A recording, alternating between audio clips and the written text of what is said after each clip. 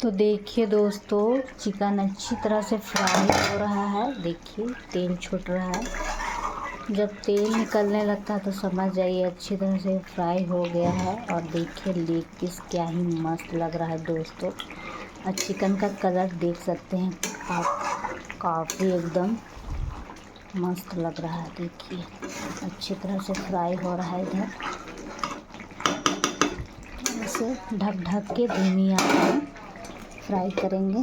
देखिए आंच एकदम धीमी कर दिए हैं।